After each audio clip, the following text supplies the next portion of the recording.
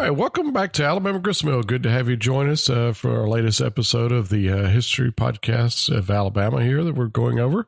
I am your host, Mike Causey, with my co-host, Donna Causey. How you doing today? I'm doing wonderful. Looking forward to the holidays a day ahead. Yep, we're getting in the thick of winter here, aren't we? That's for sure. We've had some cold days come in here lately. I mean, but it'll warm up again a little bit and be some nice days down the road. We always have nice days in the fall. Well, it's just not all hot. It's always time to go out and have a good drive and enjoy beautiful Alabama. Look at you giving me a little segue into the podcast title. I'm trying to help out. Podcast. I'm trying to help out. Well, this episode we got coming up is about Highway 10 in Alabama, and there's a lot of history behind that highway, mainly and especially through Barbour County. With the we have a lot of governors from that area, a lot of politics in that area over the years, as well as I believe the Rosa Parks home. Yeah, down in Henry County.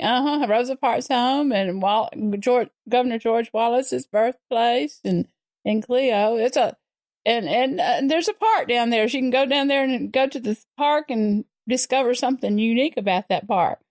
Yeah, Blue Springs State Park, I believe. Yeah, Blue Springs State Park. So a beautiful part of pretty part of the state as well. So it's something to definitely, if you get some time and want to take a mini road trip down history lane, that's a good place to kind of get a start and also see a nice state park there as well. But before we get into it, we want to always mention we do podcasts out of labor of love on our end, everything. But to support what we do is we have our patron program, which we really appreciate all the patrons out there. They help us keep this going and paying for everything. And as well as with the holidays coming up, we've got the books and everything that you've written. Yeah, they're great gifts to give somebody. It's because they're not. I guess I like to say they're not heavy duty history like tomes. It's more like little vignettes of different stories you may not have heard before, and kind of funny, but it goes chronologically. And what's exciting about right now is we have combined everybody was wanting some combined books because they wanted to buy more, and I combined the last 4 books, just like I did the first 4 books, into one volume. So you could buy 2 volumes and have all of it that we've written in a short amount of time. And the beauty of this second volume, we wanted to thank our patrons in a special way. So all the patrons' names are at the end of this second book. So it's Alabama Footprints, volumes 5 through 8. It has just been published. And you can get a paperback copy as well as the ebook copy. So make a great Christmas gift for somebody. And if you were a patron June 5th, your name is in the back of that book. So June 5th, 2019. I don't know when people listen to this. Right. And in addition to that is if you become a patron, we have different goals to set up, and we're kind of nearing up to one. Once we get 500 patrons, we'll be releasing all the patrons get a copy of the ebook of one of these books out there. So we come up with all kind of things in the future. We may have some discounts too for our patrons on some of our books. So you can watch for those. That another patron suggested that, and I thought that's a great idea. Well, that's a good point. We maybe we're thinking about maybe doing some T-shirts or tote bags, things like that. I don't know what people are interested in. Just if you have something out there you think might be good, just let us know. We look at it, see if we can make that happen. That's right. Especially for Christmas. But the books are really good for Christmas gifts, so that really helps out. You can get other people. That's a way of spreading the word about Alabama Pioneers, too, so that helps. The thing I like about it, too, is the books are, each book covers an era in Alabama history. And so it's kind of, you have a lot of stories that tie into a certain time frame, so it helps complete a story a lot better, or completes the history of that era a lot better. Yeah, the more you know, the better you understand what went on there. I try to find interesting information from other than what we see in our textbooks. A lot has been left out about our history of Alabama. It provides a good context is what I really like about it. It just gives you for each individual story.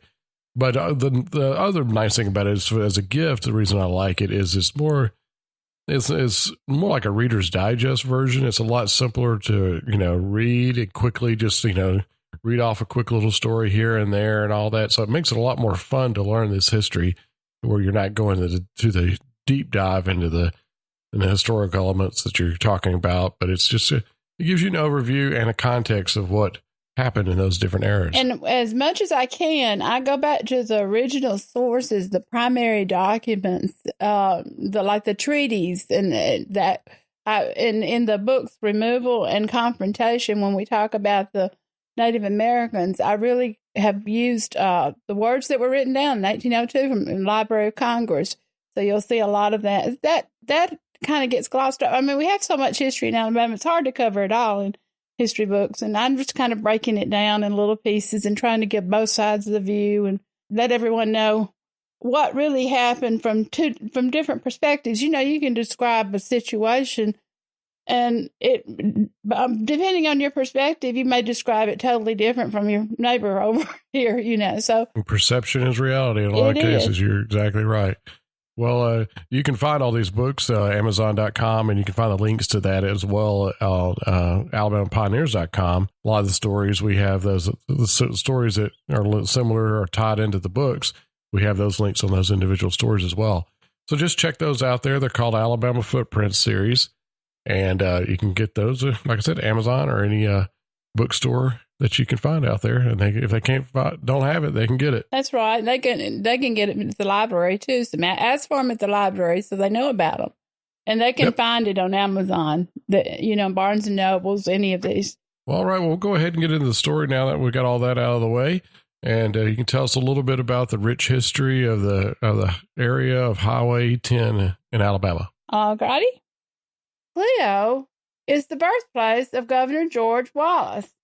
It's located on the east side of what is known as Jug Branch in Barbour County, Alabama. It's just a small town. Governor George Corley Wallace was the son of George Corley Wallace Sr. and Moselle Smith, and they lived in Cleo for some time. There was an old town Cleo before 1887, but when the Central Georgia Railroad was extended from Clayton to Ozark in 1887, they just moved the town some distance so they could be nearer the railroad.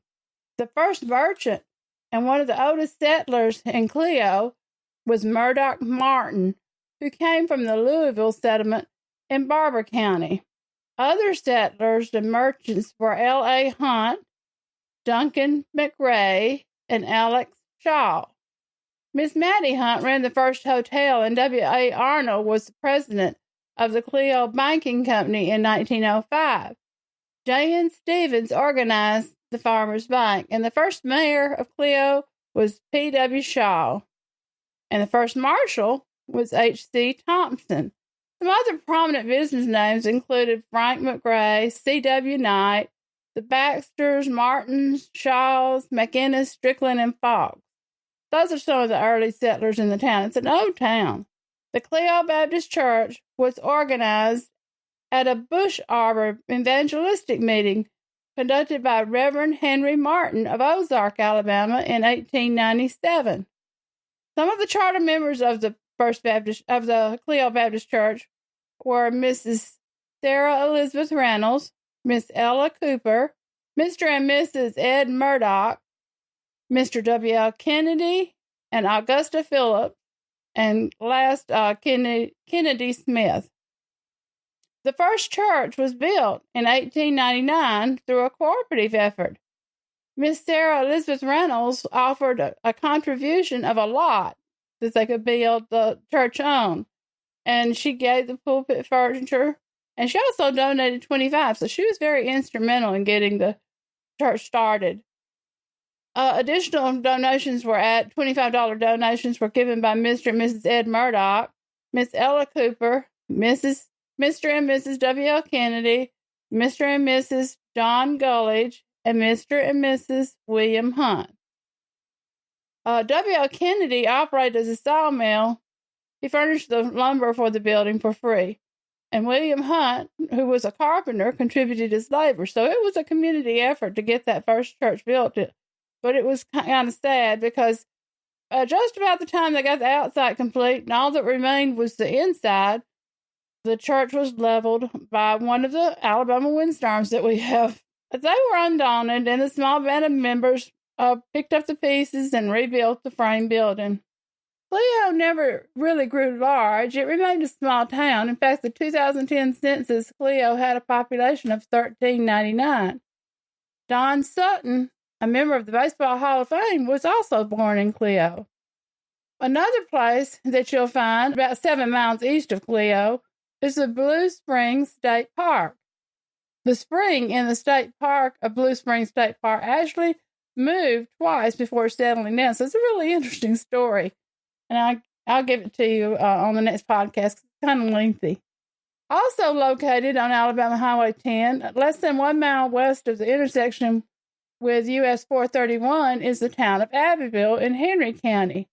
And this is another historic spot that you could see on a wonderful afternoon. It's the childhood home of Rosa Parks. Civil rights pioneer Rosa Parks was born on February 4, 1913 in Tuskegee, Alabama. But shortly after her birth, her parents, James and Leona Macaulay, moved to a 260-acre farm owned by her grandparents, and the house is located on Highway 10. Anderson and Louisa Macaulay were her grandparents. Her father was a builder, and he designed and constructed the Henry County Training School for black students in 1914. After a few years in Henry County, Rosa and her mother moved to Pine Level, Alabama, to live with her maternal grandparents, while her father went north seeking new building opportunities. Rosa Macaulay married Richard Parks of Pine Level in 1932. If you travel a little further within Barbour County, you can run into the birthplace of 8 Alabama governors. That's amazing that many in that area. In 2000, the Alabama legislature established the Barbour County Governor's Trail in southeast Alabama, which runs for 55 miles between Cleo and Eufaula, Alabama. There's so much history in this area related to our governors. The trail follows Alabama Highway 51 to Alabama 30 to U.S. Highway 431, and it honors the Barbour County birthplaces of 6 of Alabama's elected governors and 2 active governors. The governors from Barbour County include Governor John Gill Shorter from Eufaula, Governor William Dorsey Jelks from Eufaula, Governor Braxton Bragg Comer from Spring Hill, Governor Charles S. McDowell from Eufaula, Governor Chauncey Sparks from Eufaula, Governor George Corley Wallace from Cleo, Lurleen Burns Wallace, his wife, from Clayton, and Jared Beasley from Clayton. So you can see this is kind of a hot spot in Alabama for politics with a large number of governors and activity we have here. There were very small towns around there, but it was really quite an event. They had a lot of political picnics and so forth going on quite frequently in this small area. All right. Well, that's some pretty in-depth history on as far as the governors of Barbour County. That was really impressive. You know how the politics and the meeting and the I guess the creativity in the politics in that area. I think that area must have been a hotbed for political thought back in the day because there's so many. Was in the water. Yeah, something was in the water. Like we talked about Muscle Shoals, the music coming from that area.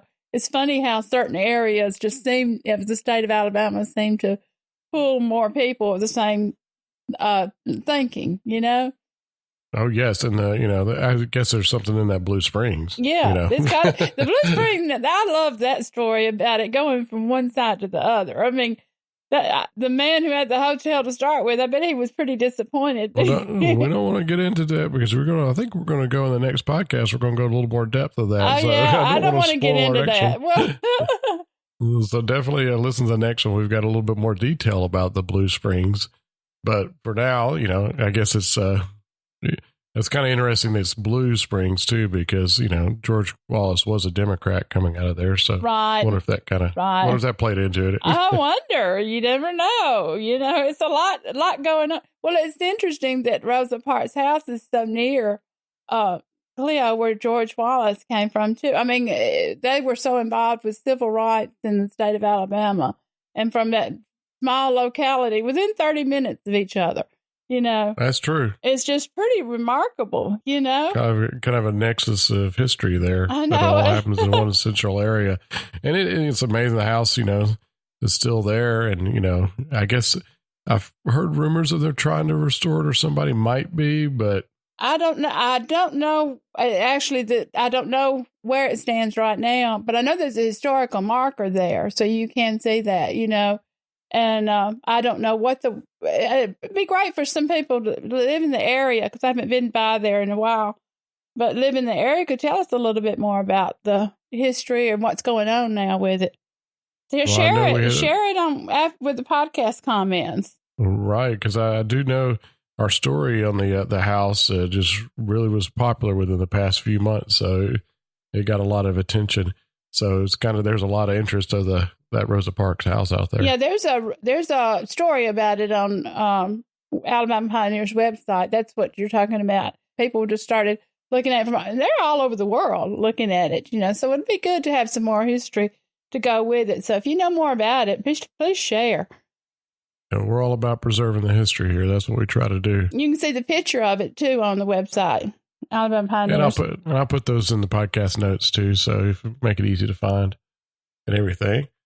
Well, with that, we'll go ahead and wrap this episode up. And coming up in the next episode, I believe we're going to have more information about the Blue Springs. Yeah, I almost gave it away. Yeah, exactly. You started going down there because you know so much about all this stuff. You started telling us right away. Yeah. We've got that coming up in the next episode. And some interesting facts about that state park and its history. And so try to stay tuned for that, and we'll be hearing that. Well, with that, we'll go ahead and let Red Foley play us out with a little Alabama Jubilee. See you next time. Bye-bye. One-legged Joe dancing round on his toes, throws away his crutch and hollers, hey, let her go, oh, honey, hey.